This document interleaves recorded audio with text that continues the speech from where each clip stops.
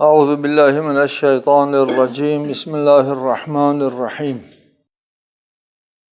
الحمد للہ رب العالمین والصلاة والسلام علی اشرف الانبیاء والمرسلین وآلہ الطیبین الطاہرین اعوذ باللہ من الشیطان الرجیم ما کان للنبی والذین آمنوا ان یستغفروا للمشرکین ولو كانوا اولی قربى من بعد ما تبین لهم انہم اصحاب الجحیم۔ نبی اور ایمان والوں کو یہ حق نہیں پہنچتا کہ وہ مشرکوں کے لیے مغفرت طلب کریں، خواہ وہ ان کے قریبی رشتہ دار ہی کیوں نہ ہوں، جبکہ یہ بات ان پر عیان ہو چکی ہے کہ وہ جہنم والے ہیں۔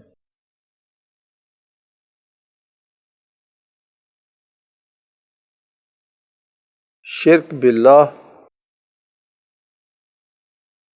اللہ تعالیٰ کے وحدانیت کے ساتھ بہت بڑی گستاخی ہے اور ناقابل معافی جرم ہے۔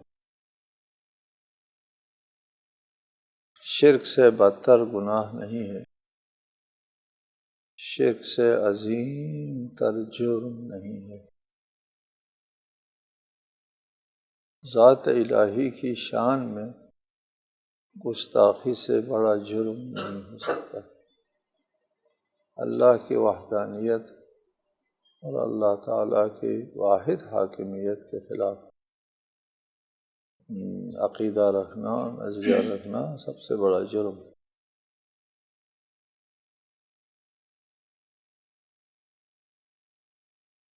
تمام گناہ معاف ہو سکتے ہیں سوائے شرک کے۔ شرک وہ گناہ ہے جو ناقابل معافی ہے، شرک والا گناہ معاف نہیں ہو۔ وہی معنی کہ اگر ایک شخص مر جاتا ہے بہت گناہ اس کی گردن پر ہے، شرک نہیں ہے، باقی گناہ ہے، بہت بڑے گناہ۔ گناہان کبیرہ کا انبار ہے اس کی گردن پر، لیکن ان میں شرک نہیں ہے، وہ معافی ہو سکتی۔ اللہ کی رحمت اس کے گناہ سے بہت زیادہ وسیع۔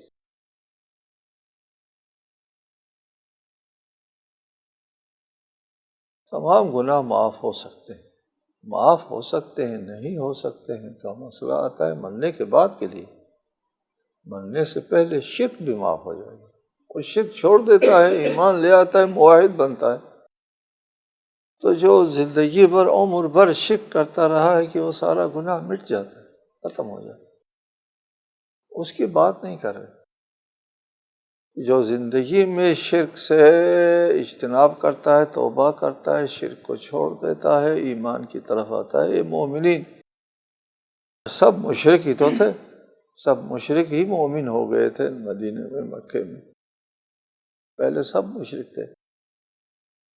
رسالت مآب کے ساتھ ایمان لانے سوائے علی بن ابی طالب علیہ السلام کے کبھی کسی بت کو سجدہ نہیں کیا، باقی مشرک تھے، وہ مومن ہو گئے۔ بات ان کی نہیں ہو رہی، بات ان کی ہو رہی ہے کہ وہ شرک کی حالت میں مر جاتے ہیں۔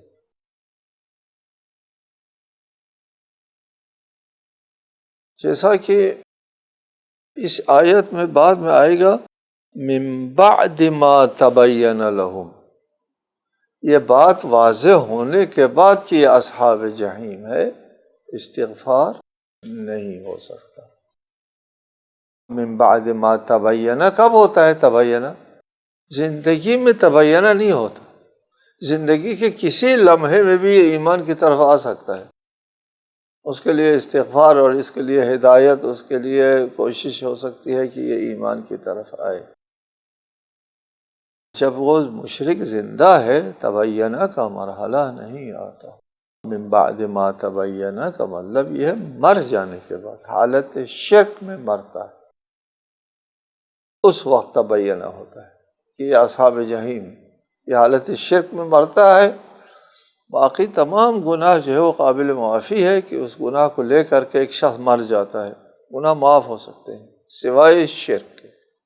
شرک لے کر کے کوئی شخص مر جاتا ہے اور اس کا شرک کا گناہ معاف نہیں ہوگا۔ لہذا اس آیت کا موضوع کلام وہ مشرکین ہیں جو حالت شک میں مر گئے ہیں، ان کے بارے میں ارشاد ہے ما کان للنبی والذین آمنوا، نہ نبی کو حق پہنچتا ہے نہ ایمان والوں کو حق پہنچتا ہے کہ وہ ان یستغفروا للمشرکین، مشرکین کے لیے استغفار کرے، ولو کانوا اولی قربا، ان کے اپنے قریبی رشتہ دار ہی کیوں نہ ہو، نہایت قریبی، قربا اقرب کے تانیث ہے، نہایت قریبی رشتہ دار ہی کیوں نہ ہو، باپ ہے، ماں ہے، فرزند ہے، تو بھی ان کے لیے استغفار کرنے کا حق نہ نبی کو ہے نہ ایمان والوں کو یہ حق حاصل ہے۔ نبی کو حق حاصل نہیں ہے کہ اصلاً اللہ تعالیٰ کسی کی دعا رد نہیں کرتا، خصوصاً اپنے نبی کی دعا رد کرے گا اللہ تعالیٰ؟ نہیں کرے گا۔ لیکن یہ موضوع دعا نہیں ہے، یہ مانگنے کی چیز نہیں ہے۔ مشرک کو معاف کرو یہ کوئی مانگنے والی چیز نہیں، اس میں سالبہ بے انتفاع موضوع کہ اللہ تعالیٰ اپنے حضور کی دعا کو رد نہیں کرتا، یہ مقام دعا نہیں ہے، ماں کان حق نہیں پہنچتا، یہ مقام دعا ہی نہیں کہ نبی آ کر کے کسی مشرک کی معرفت کے لیے دعا کرے۔ استغفار مغفرت کی دعا ہے کہ یہ مقام دعا نہیں ہے، حتیٰ استثناء بھی نہیں، سالبہ بہ انتفاع موضوع ہے، چونکہ حق ہی نہیں دیا، اس دعا کا حق نہیں ہے، اس دعا کی گنجائش نہیں ہے، اس دعا کی اجازت ہی نہیں ہے، تو پھر یہاں تو سوال پیدا نہیں ہوتا نہیں کہ حضور کی دعا رد ہو گئی، دعا ہی نہیں ہوتی، جی ماں کان حق ہی نہیں پہنچتا للنبی، نبی کے لیے، والذین آمنوا اہل ایمان کے لیے، ان یستغفروا للمشرکین ولو کانوا اولی قربا، باپ ہے، ماں ہے، بیٹا ہے، نہیں، من بعد ما تبین لہم انہم اصحاب الجحیم، حالت شرک میں مرنے کے بعد۔ ما تبینہ کا ہم نے یہ مطلب لیا کہ ما تبینہ کا مطلب یہ ہے کہ مرنے کے بعد حق نہیں، وإلا زندگی میں یہ شرک کو چھوڑ کر کے ایمان کی طرف آ جائے اور سارا گناہ جو ہے وہ دھل جاتا ہے، شرک والا گناہ، اور مومن بن جاتا ہے۔ روایات ہیں شان نزول میں، قرآنی آیات کی شان نزول میں ہمیشہ روایات متضاد ہوا کرتی، اکثر شان نزول کی روایات قابل قبول نہیں، مضمون آیت کے خلاف ہے، سیاق و سباق کے خلاف ہے، اور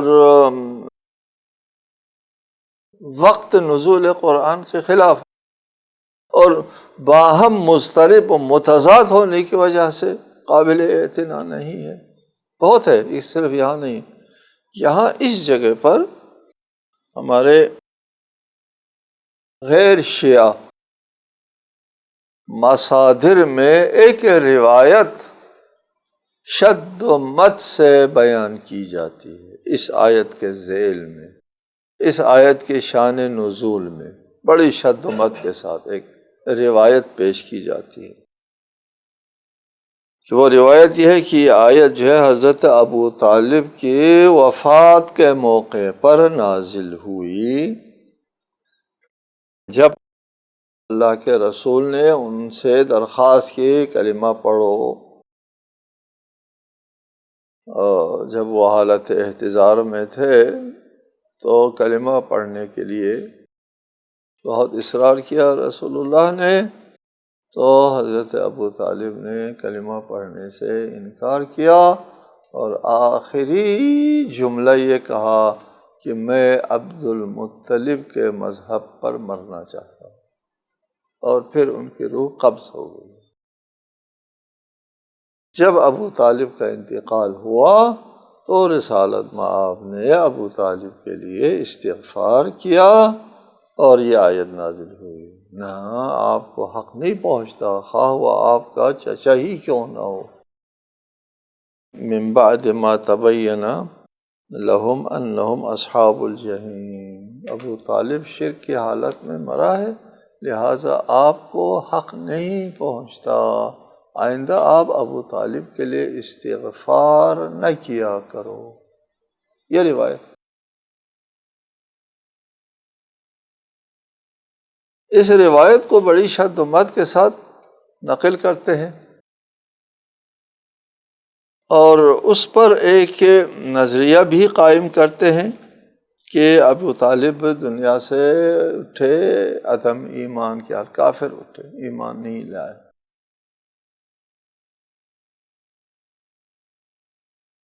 اس روایت کے مقابلے میں کئی طرق سے ابھی ہم آپ کو بیان بھی کریں گے، شاید گھنٹوں یہاں پر وقت لگے اس بیان کے لیے، اگر ہم نے استقصاء کیا، مکمل کیا ان تمام شواہد کو جو حضرت ابو طالب کے ایمان کے اوپر دعوت کرتے ہیں۔ ان صاحب کے مقابلے میں ایک دو روایت ہے جو ان کے معیار کے مطابق صحت کے معیار پر بھی وہ روایت اترتی ہے، لہٰذا وہ قابل رد نہیں ہے، خواہ اس کے مقابلے میں بیسوں روایات اور شواہد کیوں نہ ہو۔ یہ روایت صحیح ہے۔ اور یہاں سوال آتا ہے اس روایت پر، پہلا سوال یہ آتا ہے کہ حضرت ابو طالب ہجرت سے پہلے دنیا سے چلے گئے، یہ آیت ہجرت کے 9 سال بعد رسالت مآب کی زندگی کے آخری دنوں میں نازل ہوا ہے۔ یہ آیت یعنی سورہ توبہ رسالت مآب کی زندگی کے اواخر میں نازل ہوئی، اور 10 سال پہلے جو واقعہ ہوا ہے حضرت ابو طالب کی وفات کا، اور 10 سال بعد یہ آیت نازل ہوئی ہے۔ اس روایت پر چونکہ روایت کے الفاظ یہ ہے کہ یہ آیت ابو طالب کے وفات کے موقع پر نازل ہوئی، مطلق اگر کہتے تو ہو سکتا ہے بعد میں نازل ہوئی، نہیں، کہا ہے کہ وفات کے موقع پر نازل ہوئی ہو۔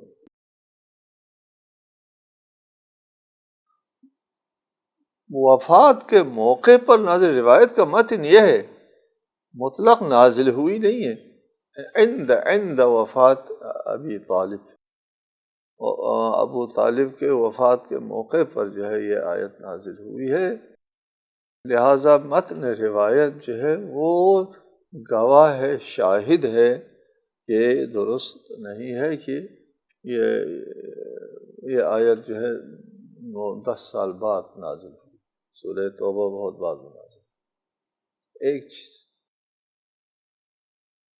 دوسری چیز اس روایت میں یہ ہے کہ اس کے راوی، اس روایت کے راوی جو ہے وہ سعید ابن مسیب نام کا کوئی راوی ہے، سعید ابن مسیب۔ یہ سعید ابن مسیب ناصبی تھا، اس کو عداوت تھی آل محمد کے ساتھ۔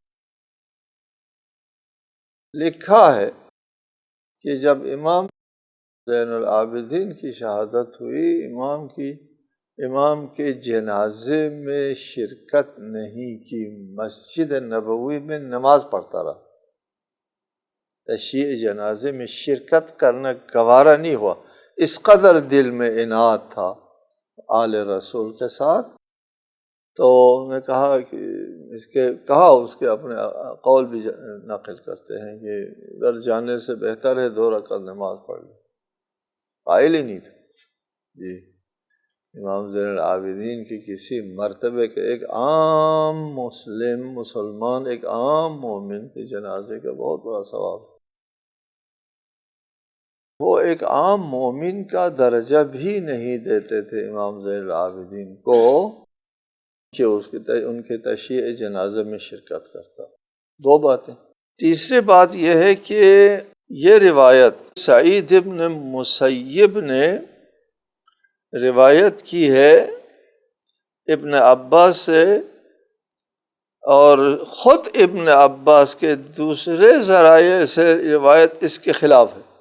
ہم اس کے مقابلے میں موجود دیگر شواہد بہت زیادہ ہیں، ہم ان تمام شواہد کا احاطہ نہیں کر سکتے۔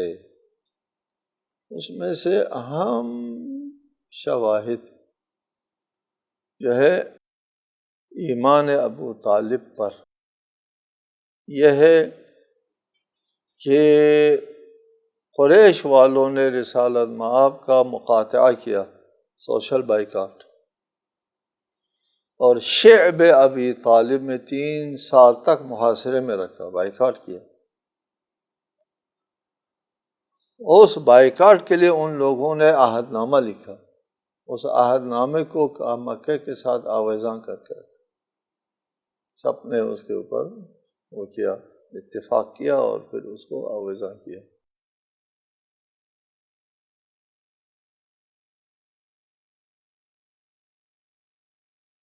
ایک عرصے بعد اس دستاویز کو، اس معاہدے کے دستاویز کو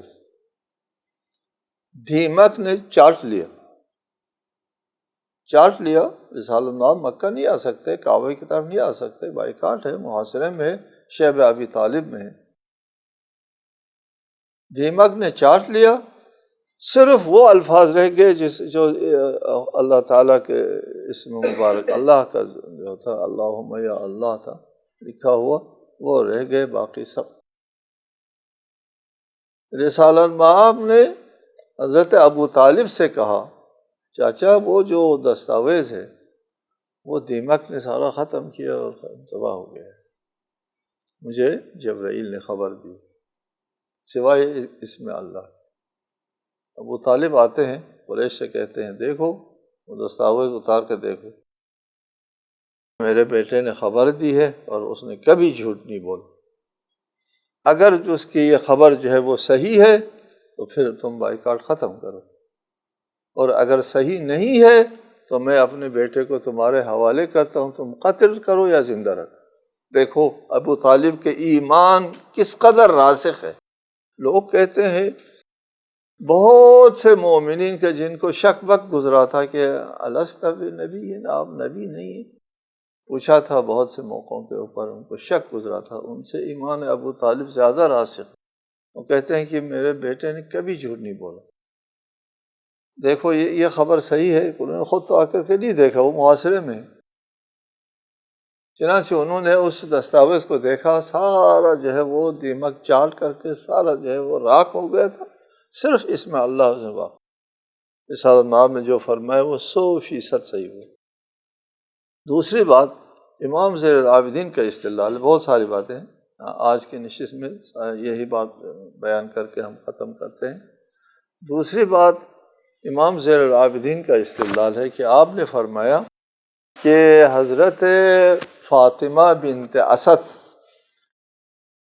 زوجہ ابی طالب سابقات فی الاسلام میں سے، اسلام میں لانے میں، ایمان لانے میں سبقت لینے والوں میں سے ہے، ابتدائی دنوں میں اسلام قبول کرنے والوں میں سے۔ ایک عرصہ حضرت فاطمہ بنت اسد حضرت ابو طالب کے عقد میں رہی۔